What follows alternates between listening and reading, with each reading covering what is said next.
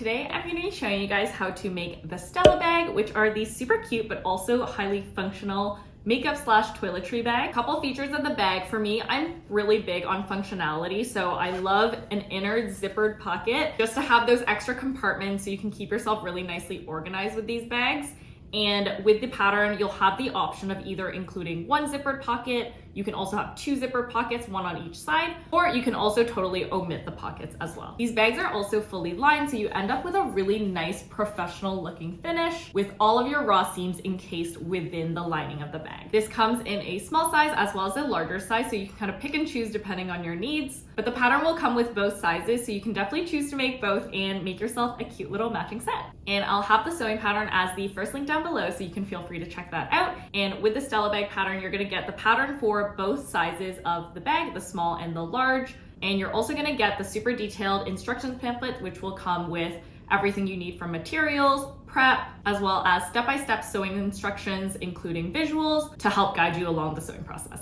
Now, in terms of what you'll need, I'll go over fabric selection and the notions that you're gonna need, but the sewing pattern instructions will have all of this in detail. Firstly, you're gonna need to pick out a main fabric. So this is gonna be your outer fabric that you're gonna be quilting. And you can get pretty creative with the fabric that you're using here. I would just suggest something that is non-stretch and something between a light to medium weight. Next up, you're gonna need a lining. I prefer to use something a bit on the lighter side, and I decided to go with a lightweight nylon. I knew I was gonna use it as a makeup bag, and so I wanted something that had a little bit more of that slip to it. It feels like it's a little bit more wipeable, but you can use a cotton, a polyester, really totally up to you. And then finally, you're also gonna need batting. So I would recommend something between a low to medium loft batting. And really the difference there is the higher the loft, the more puffiness and ultimately the more structure your bag is gonna have. And then you're gonna need your zipper. So you're gonna want one long zipper for the outside of your bag, and then a shorter zipper for your inner zippered pocket. Now, how many smaller zippers you're gonna need is totally gonna depend on the number of zippered pockets you wanna include.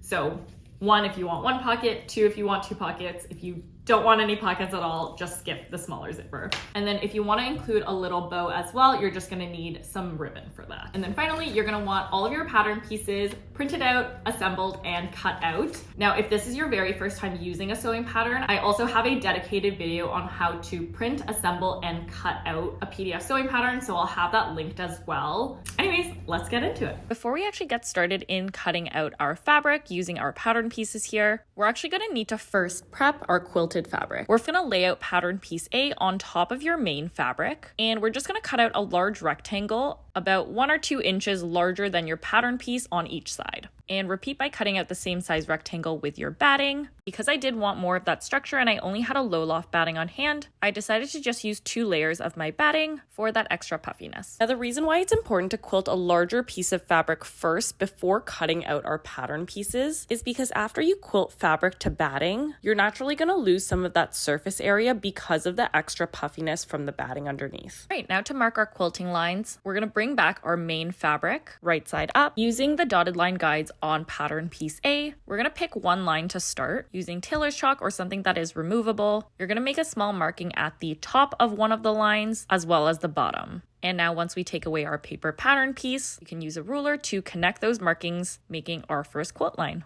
Now, the next step here is going to depend on whether or not you have a quilting guide bar, which looks like this, and it typically attaches onto a walking foot. So if you do have one of these, you'll only need to make that one single quilt line marking that we just drew. But if you don't have one of these quilting guide bars, no worries at all. It just means we're going to start with marking all of our quilting lines onto our fabric before moving over to the sewing machine. So just following the same process as with the first line, we're going to continue along the pattern piece across both the tops and bottoms and just making marks at each of the dotted line guides and just connecting up those markings with a ruler. Now, once you're done marking your lines, only a singular line if you're going to be using a quilting guide bar, or all of your lines if you're not.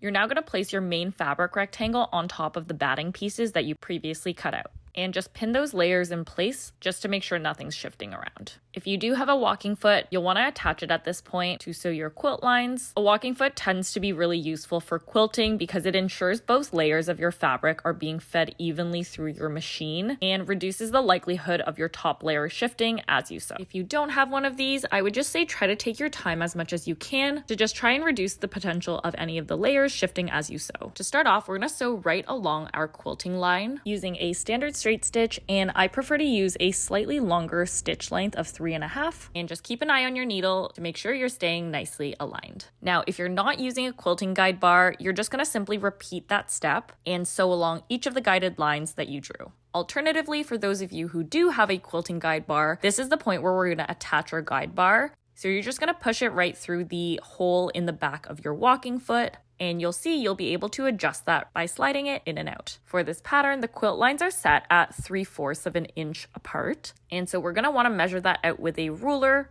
to get 3/4 of an inch from your needle position over to your guide bar. Once that's ready, we're going to shift our fabric over to the left, bringing our original line that we just sewed under our quilting guide bar. And that's now going to be our new reference point to ensure we're getting evenly spaced quilt lines. And quick tip here is to keep your eyes on the quilt guide and maintaining the position of your previous stitch to the quilt bar rather than trying to keep your eye on the needle. And that's going to make things a lot easier to stay in alignment. You're going to repeat this process and continue sewing your straight stitches across the entirety of your rectangle. And if you need to finish off the other side of your original line, you can just turn your fabric around to finish those lines. And once that's done, just give it a bit of a press so everything is nice and flat. We can now move on to cutting out all of our pattern pieces. All the fabric that you're going to need to cut out is listed directly on each pattern piece. The pattern instructions also has all of these step-by-steps as well as a cut list included. And as you're cutting out all your pattern pieces, always make sure to transfer all of your notches. I like to do so just by making a small snip at each of these small triangle notches. If you prefer, you can also cut out the small triangle as well. For pattern piece C, which is your pocket piece, because this pattern gives you the option of either including 2 pockets, 1 pocket, or no pockets at all, you'll just need to keep that in mind in terms of how many of these you're cutting out. All of these pattern pieces have all its seam allowances already included in the pattern pieces, so you don't need to add that in separately. All right, now that we have all our pattern pieces cut out, we're now going to start on prepping our lining fabric by adding in our zippered pockets. I'm going to show you the steps here to do a single zippered pocket on one of the sides of the lining. But for those of you who are working with 2 pockets, you'll also just need that extra zipper, and you'll simply be able to repeat all of these steps by attaching your second pocket piece to your second piece of lining. We're going to start out with pattern piece C, which is your pocket piece, and you'll want that wrong side facing up. And we're going to use our tailor's chalk to mark out the position of our zipper. And for this section, it was a little bit hard to see exactly what I was doing on my fabric. So just showing you a separate visual here on a sample pocket with all of the corresponding notches that you would have cut out on your fabric. On the 2 pocket sides, you're going to find 2 notches towards the top of the pocket. And you're going to start by drawing a straight line from the upper notch on one side to the upper notch on the other side. And repeat this with the 2 lower notches as well. This then gives us our vertical position of our zipper. You're also going to find 3 notches at the top of your pocket, starting with the notch on the very far right. You're going to match up your ruler with the notch and draw a small line at that position in between the previous 2 horizontal lines you just drew. You're then going to repeat that same step using the notch at the very top left of the pocket. I also just like to leverage the side of the pocket to just make sure my ruler is nicely parallel. This rectangle here represents our zipper opening. Now we just need to mark out our cut lines or where we're going to cut so we can open the pocket up. So in the middle between your 2 longer horizontal lines, you're going to want to find the midpoint and just mark a 3rd horizontal line right through the center. On each end of the zipper opening, you're also just going to want to mark out 2 triangles connected from the corners of the rectangle. And you should end up with something that looks like this. We're now going to pin this pocket piece onto pattern piece B, which is one of our main lining pieces, which we'll want facing right side up and with the shorter end towards the top. And you'll keep your pocket piece wrong side up, so we should still be able to see all of our markings. To position this, we're going to match up the lower notch on each side of the pocket with each of the notches on the lining piece. Just noting here that the pocket is smaller than the lining piece, so the side edges aren't going to meet up, but those notches are essentially going to give you your vertical position of the pocket, and then you're just going to center that accordingly. Once everything is in place, you're going to pin the pocket directly to the lining to secure it in place. And we're going to sew the pocket piece to the lining using a straight stitch. And we're going to sew only along the outside rectangle that we've marked off. Once that's sewn down, we're going to cut open our zipper opening. And instead of cutting that horizontal line all the way to the end, once you reach your triangles, you're going to cut diagonally along the triangle markings up to the corners of the rectangle. I like to first go in with a seam ripper just to get the cut started, and then going in with my scissors. When you're cutting out the two triangles, try to get as close as you can to the stitches, but definitely be super careful not to cut through the stitches. This next step to understitch the zipper opening is optional, but I personally just think it helps give a really clean finish to your zipper opening. We're going to understitch the pocket side to the seam allowance as shown here and here. Understitching is simply a straight stitch sewn on your lining side as close as you can get to the seam while catching your seam allowance underneath. If you're not familiar with understitching or you don't feel super comfortable with this part, you can totally feel free to skip this step and still get a perfectly nice zipper opening. Once that's done, you're gonna then push the pocket through the zipper opening so that now the pocket piece is on the wrong side of the lining piece, and just iron that down to get things nice and in place. Now you're gonna bring over your shorter zipper that you have with the right side of the zipper facing up. You're gonna position it within the zipper opening. If your zipper is longer than the opening itself, no worries at all. With the zipper closed, we're just going to position the end with the zipper pull on the left end here and just allow the other end of the zipper to extend past the opening. Once aligned, we're going to pin that in place to secure. You're then going to top stitch along the perimeter of the zipper opening at about 1/8 of an inch to secure the zipper in place. And as you'll see, once you get to the point where your zipper pull is sitting, to ensure you're able to maintain a straight stitch through that, while keeping your needle positioned down, you're just gonna lift up your presser foot, and you might need to jiggle it around, but you're gonna wanna pull the zipper either open or closed just to kind of move it out of the way from where you're sewing. And continue along your stitch. Now we're done with the zipper opening. We're just gonna need to close up our pocket. So we're gonna flip our lining piece right side facing down. At this point, if you are like me working with a zipper that is longer than I needed, you're just gonna trim off the excess of that zipper. Now to close up our pocket, just gonna fold the bottom of our rectangular pocket piece up to meet the top of the pocket and pin around all of the open sides, making sure to catch only the 2 layers of the pocket piece, not the main lining piece.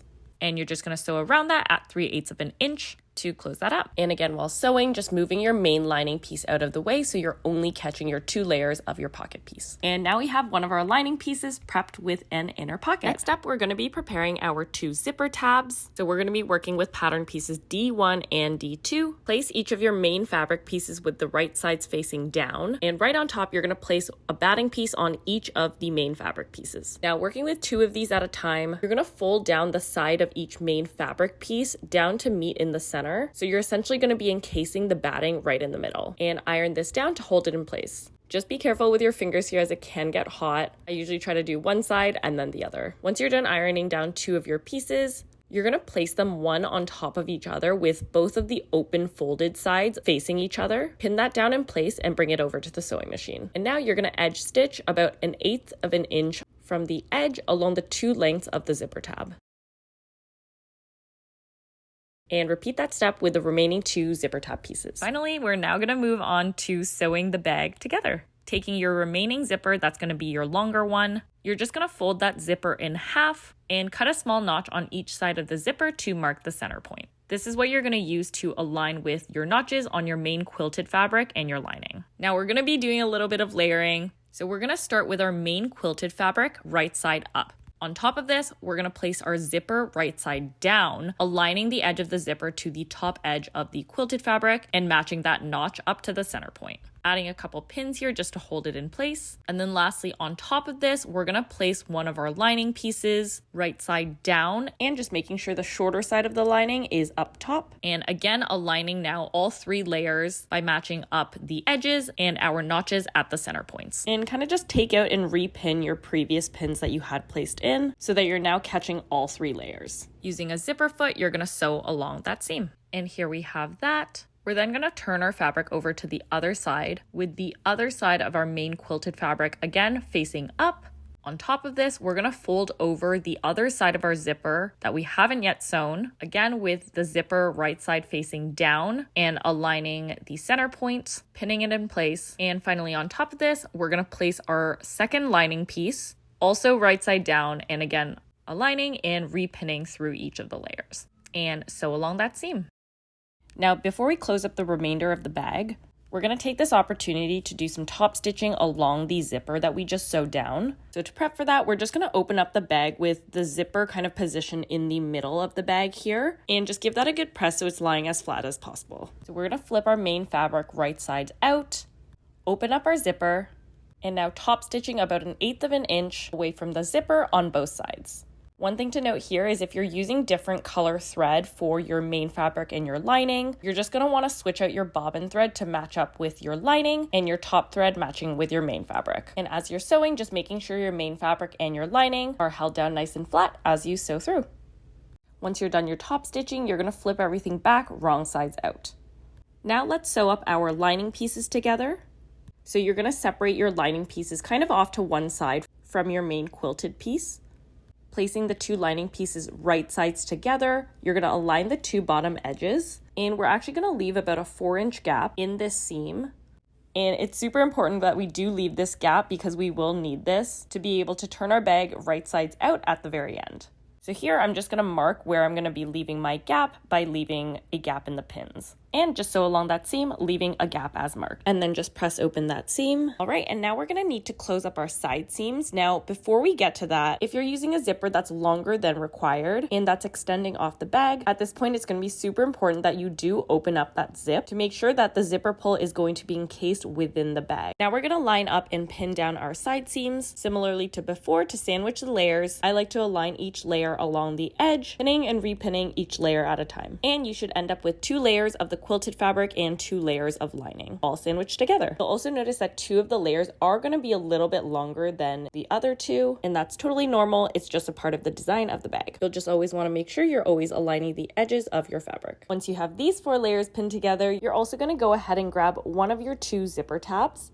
You're going to fold that zipper tab in half, aligning the raw edges. And then on that side seam that you've been pinning down, you're going to remove 1 or 2 pins right at that middle point of the side seam where the zipper is. And then you're going to reach between the right sides of the main quilted fabric and insert the zipper tab between those 2 main fabric layers so that the raw edges of the zipper tab are aligned with the side seam. And at this point, the zipper tab should be fully encased between the right sides of the main quilted fabric. And just try to match up those center notches and repin that in place. And now you're going to go ahead and sew down that seam. It might get pretty bulky, especially around where you're going to be sewing across the zipper tab. So just go slowly throughout that section. It might also be useful just to switch over to a bit of a heavier needle at this point, just to make sure you can get through all those layers. Once that's done, you're going to repeat that same step to the other side seam. If your zipper extends past your seams, at this point you can trim off the excess. And we're then on to our final step before we can turn the bag right sides out. But before we do so, at this point, you definitely want to make sure your main zipper is unzipped at this point before proceeding. Otherwise, we're not going to be able to properly reach through the bag to be able to turn it right sides out. Now we're going to be working on 1 corner seam at a time, starting with the main quilted side on your first corner. You're going to take 2 fingers and pull on the bottoms of that corner to kind of box out that corner. And this new seam should essentially be perpendicular to the previous side seam that you just sewed. Now pin these 2 main fabric layers together, and now we're going to flip the bag to the other side so that the lining is now facing us. And we're going to do the exact same thing to box out that corner, and you might need to fiddle around with it a little bit to get all those layers to lie nice and flat. And you're now going to match up the 2 main fabric layers and the 2 lining layers that you just boxed out and make sure they're nicely aligned at the seam. You're going to pin all of those layers together and sew that down. And then you're going to repeat the same process for your remaining 3 corners. And just know that once you start working through each of the corners, the bag is going to look a little bit wonky at this point, but just know that that's totally normal and kind of just a trust the process kind of moment. Now onto the best part, we're going to be flipping the bag right sides out. So you're going to find that gap that we previously left in the lining, reach all the way through and Just carefully flip that bag right side out and just push out each of those corners. Now you should be able to see your bag really taking shape to close up the remaining gap that we left in our lining. You've got two options here. First option is going to give you a fully hidden seam, but also just a little bit more time consuming. And that's going to be using a slip stitch, or also known as a ladder stitch, with a hand needle. And then option number two, you can technically see your stitch line, but is a much quicker method. And that's going to be to edge stitch that gap at about 1/8 of an inch. So I'm just going to be doing option two over here. I also decided to add a cute little bow on the front of my bag. This is obviously totally optional. I'll quickly show you how I did this with some ribbon. Taking your ribbon, you're just going to tie out a bow. And really, this is just personal preference. You can make it as big or as small as you want. And then just using a hand needle and thread, I just like to tack a stitch or two on the bow itself just to keep that in place. And then once I decide where I want to tack it onto the bag, you're also just going to make 2 or 3 stitches. And as I'm doing this, I just make sure that my stitches are only catching on the main quilted fabric, not poking through to the lining. Make a couple stitches just to secure it in place, and then just tying that down. And there we have it. We've got the small size Stella bag here, as well as the large size. I love how these turned out and can't wait to use these for travel. If you found this tutorial helpful, or if you enjoyed the pattern, please give this video a thumbs up. And if you want to see more patterns and tutorials like this, hit the subscribe button and stay tuned for more. You can also find me on TikTok and Instagram at Linda Q Zhang. Anyways, thanks for watching. See you guys next time.